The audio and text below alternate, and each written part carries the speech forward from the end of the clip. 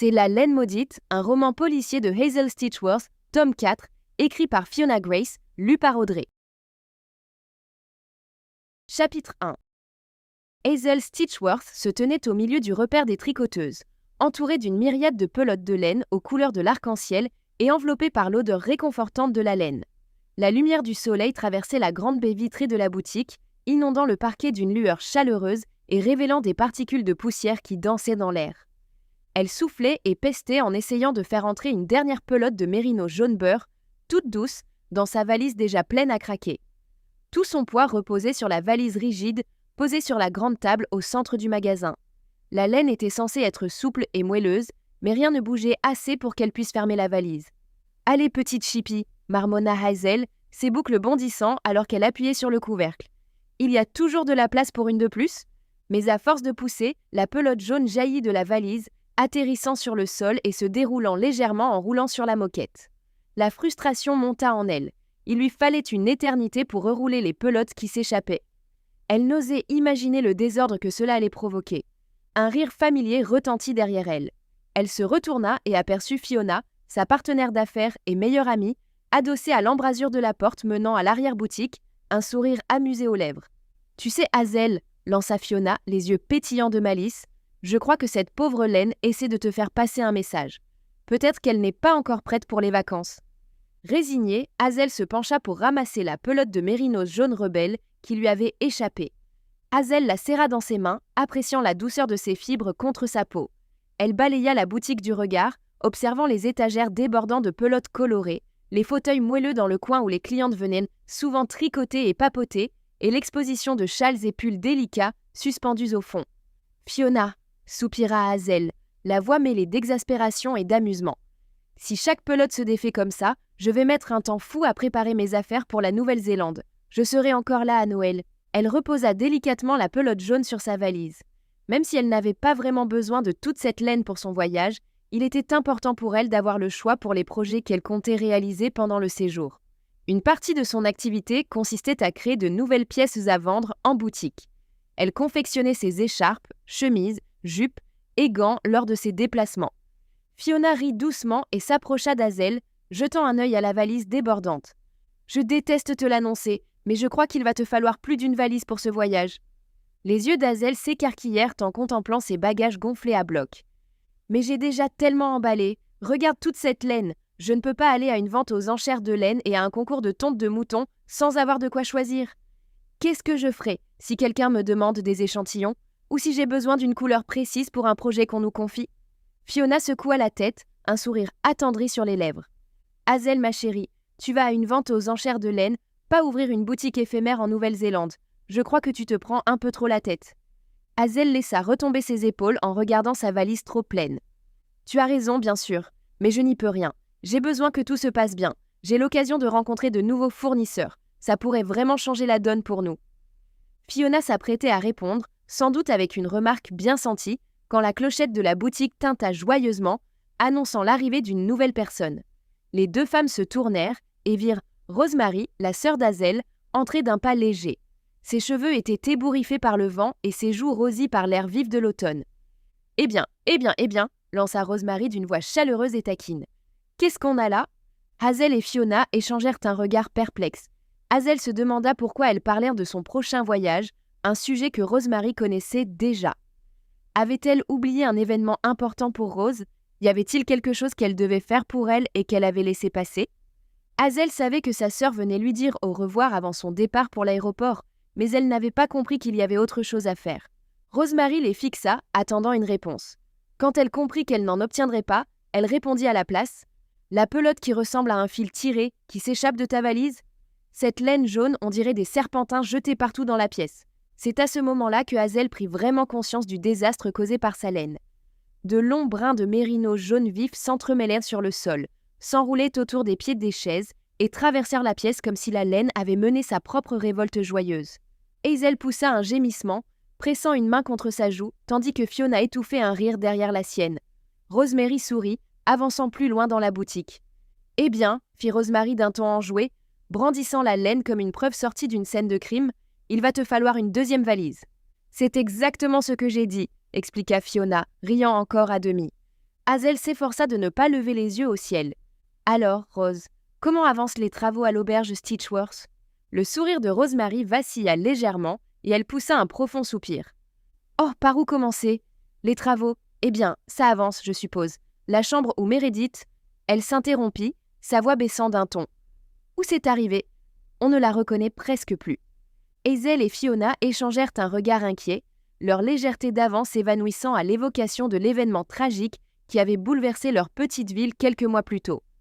La responsable du groupe local de reconstitution médiévale avait été tuée à l'auberge Stitchworth, ce qui avait fait de Rosemary une suspecte. Ce fut une période éprouvante, mais après que Hazel eut résolu l'affaire, tout était censé redevenir comme avant. Pourtant, rien ne redevient jamais vraiment normal après ce genre de drame. Pas à Knottsville, en tout cas. Les rumeurs avaient enflé. Même si Rosemary avait été innocentée et que tout le monde savait qu'elle n'était pas une meurtrière, l'auberge restait marquée par le souvenir de la mort de Meredith.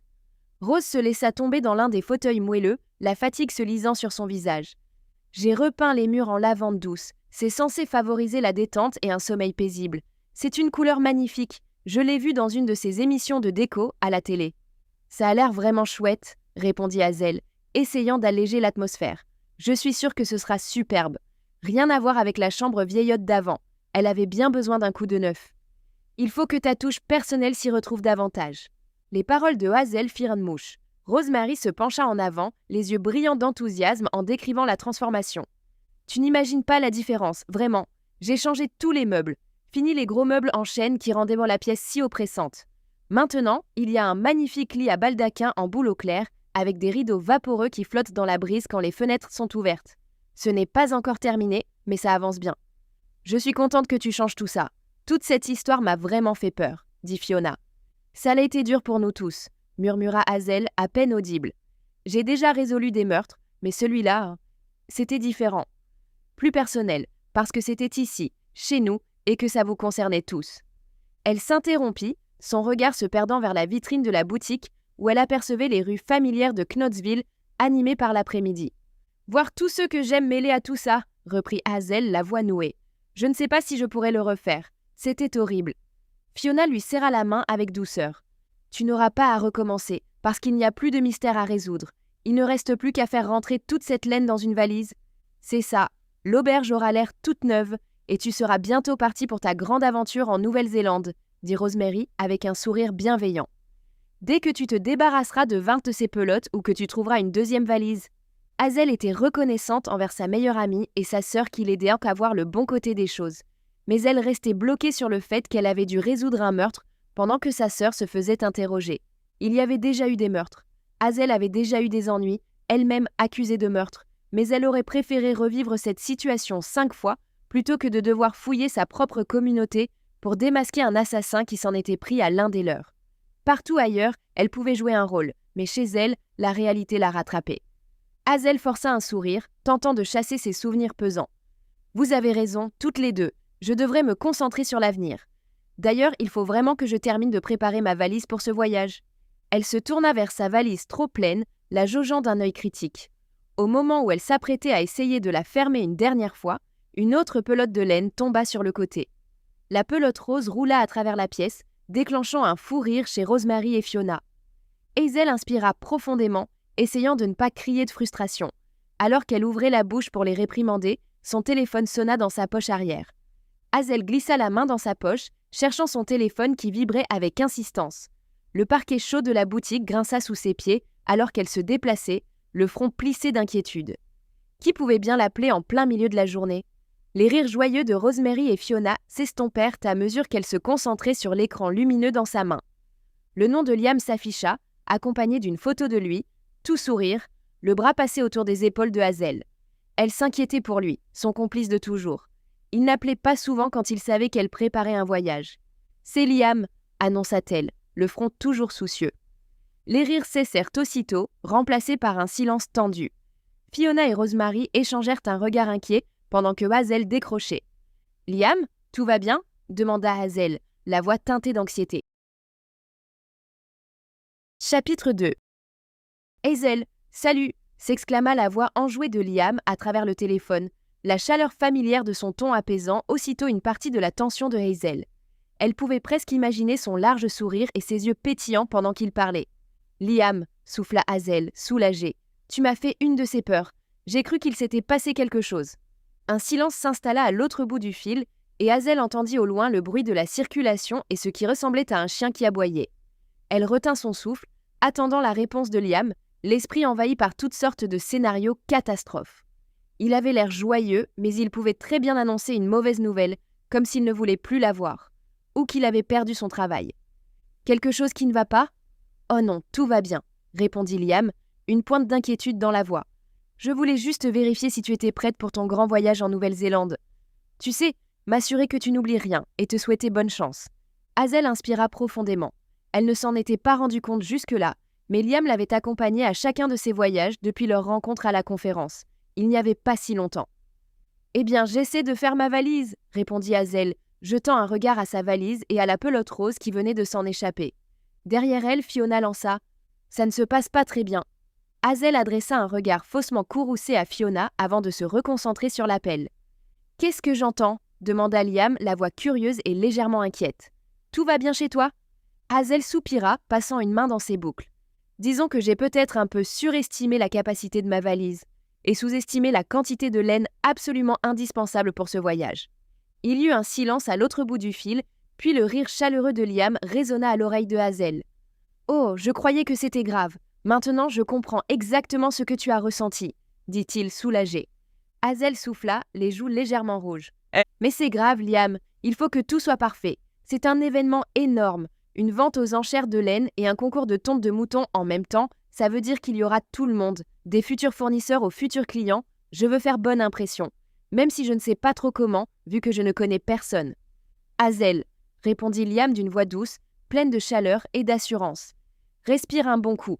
Tu vas t'en sortir à merveille, même avec tout ce fil à gérer. » Hazel ferma les yeux, inspira profondément pendant que Liam continuait. « Tu te souviens de la fois où tu as charmé ce vieux fournisseur de laine grincheux en Écosse ?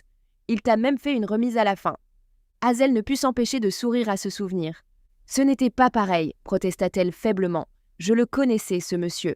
Et tu étais là avec moi, alors j'étais plus détendue. Je n'ai pas eu l'impression que l'enjeu était aussi important depuis des années. Je ne sais pas ce qui m'arrive, mais pour une raison ou une autre, je suis nerveuse d'être toute seule. »« Tout va bien se passer, je te le promets, » lui assura Liam. « C'est sûrement à cause de tout ce qui s'est passé à Knottsville. Je sais que ça a été difficile pour toi, mais on était tous là pour te soutenir. Tu passes d'avoir tous tes proches à tes côtés à partir seule dans un pays étranger. Je comprends que tu aies peur, mais ça va aller. » Hazel rougit en réalisant à quel point Liam la comprenait. Il devenait peu à peu tout pour elle. Personne d'autre ne savait lire en elle aussi bien, ni trouver les mots pour la rassurer. Rosemary et Fiona la connaissaient, bien sûr, mais c'était un amour différent. Avec Liam, c'était intime, profond, fragile. C'était à la fois risqué et grisant de savoir qu'il existait quelqu'un comme lui pour elle. Toutes ses peurs étaient exposées devant lui, ce qui était effrayant en soi, mais parfois, c'était agréable de partager le poids. Avant, elle n'avait jamais eu peur de partir seule à l'aventure. Cette fois, Liam préparait un événement professionnel. Fiona devait rester pour s'occuper de la boutique.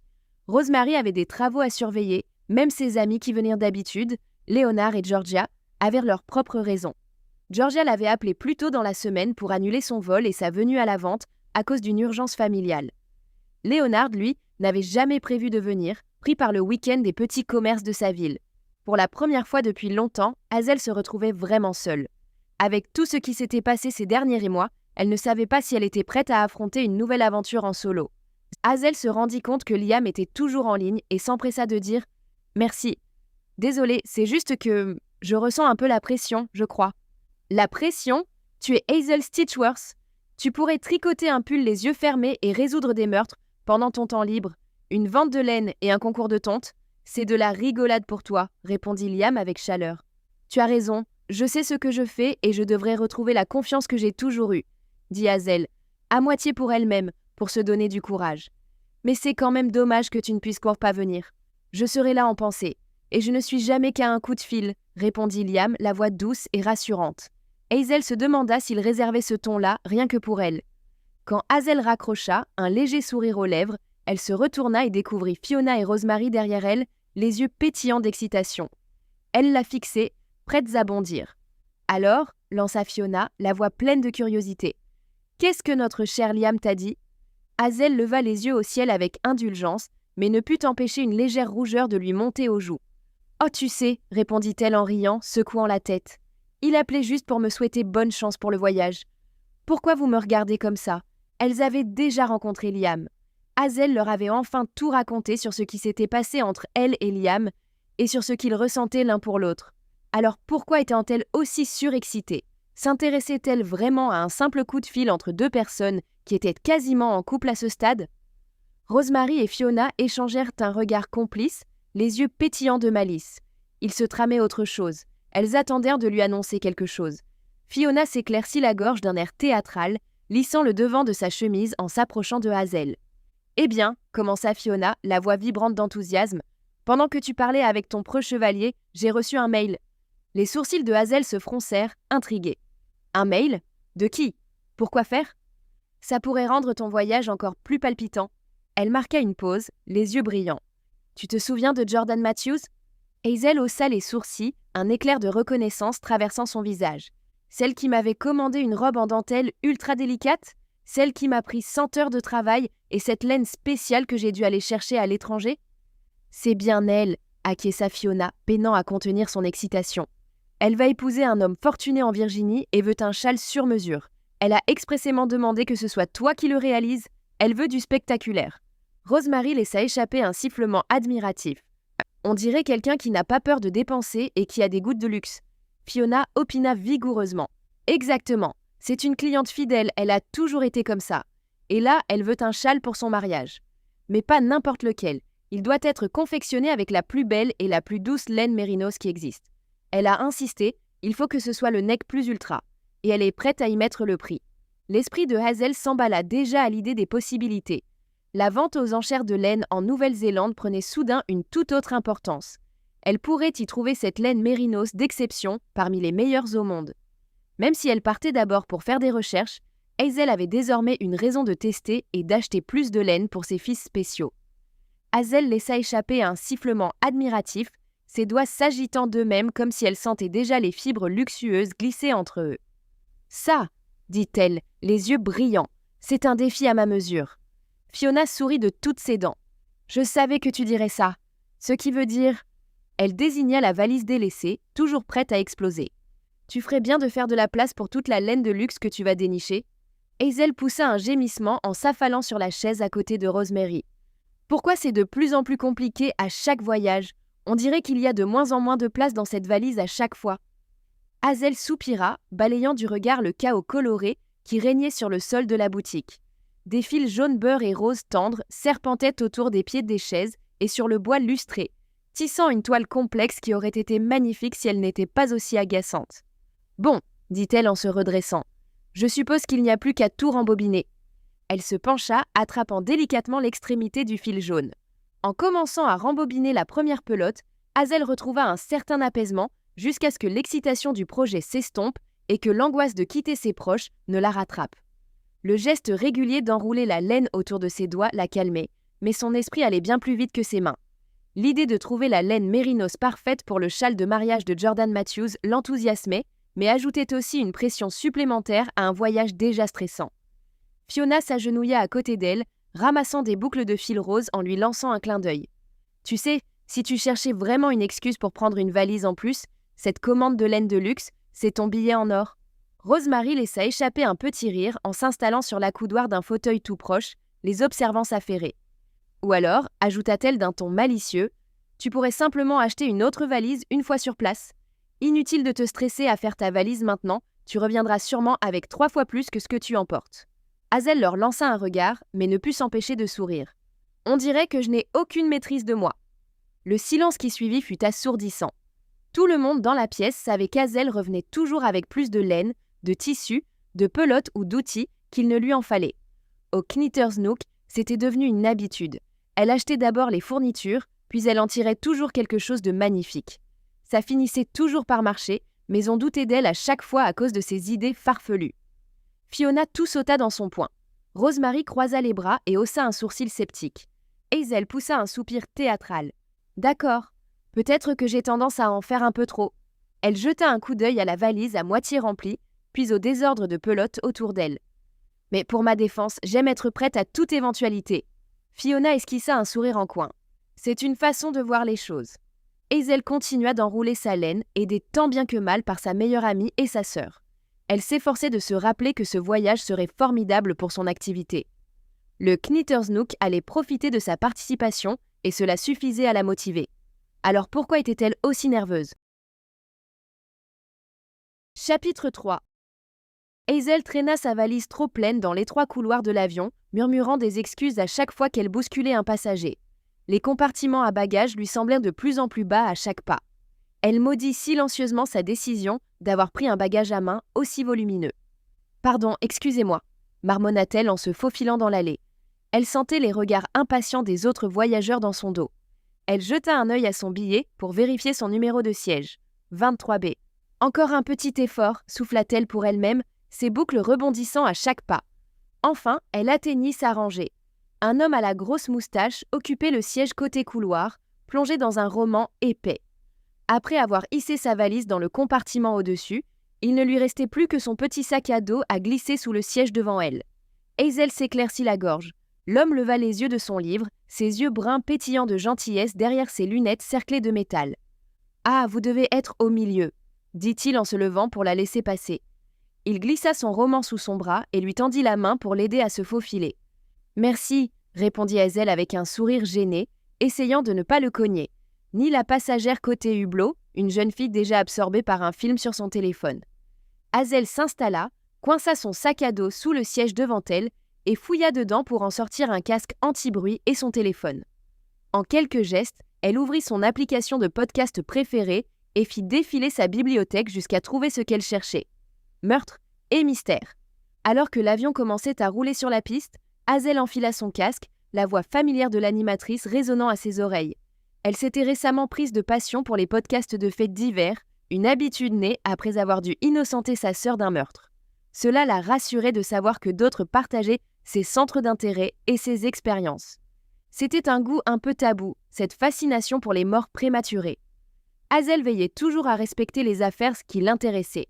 Elle faisait des dons à des associations venant en aide aux familles de victimes.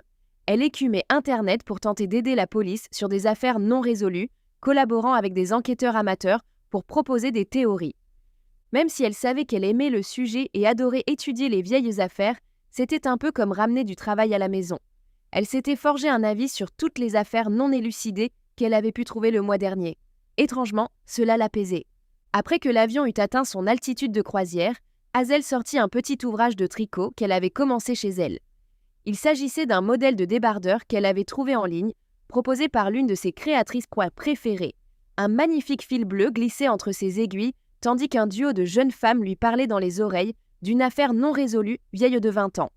Tandis que les aiguilles de Hazel cliquetaient doucement, les animatrices du podcast s'enfoncèrent dans les détails de l'affaire. Une jeune femme avait disparu sans laisser de traces 2 décennies plus tôt, abandonnant un mari éploré et une communauté sous le choc. Les animatrices retracèrent l'enquête initiale, les recherches infructueuses et les circonstances suspectes entourant le comportement du mari dans les jours qui avaient suivi la disparition de sa femme. « C'est le mari », pensa-t-elle. « C'est toujours le mari. » Alors que Hazel trouvait son rythme, désormais persuadée de connaître le coupable, son esprit s'égara vers Jordan Matthews et le projet à venir. Le cliquetis régulier de ses aiguilles se mêlait au bourdonnement constant des moteurs de l'avion, créant une ambiance apaisante pour ses réflexions. Jordan Matthews était une cliente exigeante, c'était certain. Hazel se souvenait encore parfaitement de la robe en dentelle complexe qu'elle avait réalisée pour elle l'an dernier, un projet qui avait mis ses compétences à rude épreuve et même au-delà. Le souvenir de ses heures innombrables penchées sur des mailles délicates lui faisait mal aux doigts rien qu'en y pensant. Ce fut un défi, mais le résultat final était tout simplement époustouflant. Les lèvres de Hazel s'étirèrent en un léger sourire en se rappelant le moment où Jordan avait découvert la robe terminée. Les yeux de la jeune femme s'étaient agrandis, sa main parfaitement manucurée s'était portée à sa bouche, émerveillée. « C'est au-delà de tout ce que j'aurais pu imaginer », avait soufflé Jordan, ses doigts suivant avec respect les motifs complexes qu'Hazel avait patiemment créés. Oui, Jordan Matthews était exigeante, mais elle savait aussi se montrer reconnaissante. Et surtout, elle comprenait la valeur d'un travail d'exception. Hazel savait que le prochain projet de châle serait du même acabit. Cette fois, cependant, Jordan connaissait les talents de Knittersnook. Elle se demandait si les attentes de Jordan seraient encore plus élevées désormais. Il allait falloir qu'elle se donne du mal pour trouver la laine parfaite pour cette pièce, surtout qu'il s'agissait d'un mariage. Hazel réalisait beaucoup de créations pour des mariages. À chaque fois, elle veillait à ce que tout soit exactement comme la mariée le souhaitait. Les mariages étaient des moments magiques. Elle voulait qu'ils aient leur journée de conte de fées. Il lui faudrait un œil affûté et de la détermination pour dénicher la matière idéale à cette vente aux enchères. Hazel espérait que les autres participants étaient prêts, car elle se sentait de plus en plus investie pour sa cliente à chaque minute qui passait. Alors que l'avion filait à travers les nuages, Hazel savourait la tranquillité solitaire du voyage. Cela faisait si longtemps qu'elle n'était pas partie seule ainsi. Elle regarda par le hublot, fascinée par la mosaïque de champs et de forêts qui s'étendait loin en dessous. Le monde paraissait minuscule vu d'ici. Il ressemblait à ce qu'elle ressentait. Elle adorait voyager et partir à la recherche de la fibre parfaite pour créer quelque chose de beau. Mais cela la troublait d'être seule, elle qui ne l'avait plus été depuis si longtemps. Après avoir résolu 3 meurtres, Hazel n'était plus certaine de pouvoir se passer de sa complice, celle qui lui avait sauvé la vie à maintes reprises. Ses pensées revinrent à Eduardo et à sa ferme de moutons, bien plus petite que celle qu'elle allait visiter cette semaine, mais d'une qualité tout aussi remarquable. Après la mort d'Eduardo, c'est Liam qui avait permis à Hazel de garder les pieds sur terre. Liam lui avait sauvé la vie lorsqu'elle s'était retrouvée entre les mains d'un meurtrier. Les aiguillas de Hazel s'arrêtèrent en plein point alors que le souvenir de la fin tragique d'Eduardo envahissait son esprit. Elle secoua légèrement la tête, comme pour chasser le nuage sombre qui menaçait de s'installer. Non, ce voyage serait différent, paisible même. Elle partait vers l'inconnu. Si elle y réfléchissait bien, c'était comme un nouveau départ. Il n'y aurait pas de meurtrier à la vente ou aux enchères, ni au concours de tonte de moutons. Elle se força à se reconcentrer sur son tricot, laissant le fil bleu éclatant glisser entre ses doigts. Les voix dans ses écouteurs confirmèrent ce qu'elle pensait. C'était bien le mari, tout comme Hazel l'avait deviné. Au moins, si un autre crime était commis un jour, Hazel saurait le résoudre. Elle n'était pas seulement douée, elle était brillante. Son sens inné de la déduction, son talent pour crocheter les serrures et sa curiosité souvent encombrante faisaient d'elle une excellente enquêtrice. Pouvait-elle se qualifier ainsi? Une enquêtrice? Si Liam avait été là, il l'aurait laissé se persuader qu'elle était une enquêtrice. Si Fiona avait été là, elle aurait ramené Hazel à la réalité en lui rappelant qu'elle n'était qu'une détective amateur. Et si Rosemary avait été là, elle aurait sûrement dit à Hazel qu'elle était douée dans tout ce qu'elle entreprenait, sauf pour le ménage et le rangement. Elles avaient toutes raison. Penser à elle ne faisait qu'accentuer le manque qu'Hazel ressentait, mais en même temps, cela la réconfortait. L'avion tressaillit légèrement alors que la voix du commandant grésillait dans les haut-parleurs, annonçant une zone de turbulence. Hazel percevait à peine l'annonce à travers ses écouteurs à réduction de bruit. C'est à ce moment-là qu'Hazel comprit que ce voyage allait être long. Chapitre 4. Hazel franchit de nouveau le seuil du hall de l'hôtel, un bâtiment qui semblait miser sur l'espace plutôt que sur le luxe. L'arôme du bois ciré se mêlait à la discrète senteur des fleurs fraîches, disposées dans de modestes vases sur le comptoir de la réception. La moquette étouffait le bruit de ses pas tandis qu'elle avançait dans le dédale de couloir, l'esprit encore occupé à recenser le charme désuet de sa chambre. Ses valises occupèrent presque tout l'espace au sol d'un côté du lit. Elle se dit qu'elle n'avait que ce qu'elle méritait à force d'en emporter autant. Ce serait un miracle si elle parvenait à ramener du matériel chez elle, vu la place qu'il lui restait dans ses bagages. En silence, elle se reprocha de répéter la même erreur à chaque fois. « Voyons voir », marmonna-t-elle, plissant les yeux vers les panneaux suspendus au plafond. « Salle de réception par ici ». Elle tourna à l'angle et... Nous espérons que vous avez apprécié cet aperçu. Pour continuer à écouter ce livre audio sur Google Play Livres, utilisez le lien dans la description de la vidéo.